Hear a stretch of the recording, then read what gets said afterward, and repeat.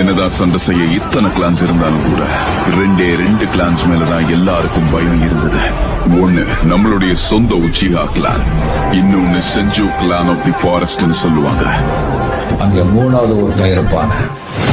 நான் தன்னந்தனியாளு நீயால நம்ம பாரு, கொஞ்சம் நவுந்தேனா இங்க 8 கோடி பேரு.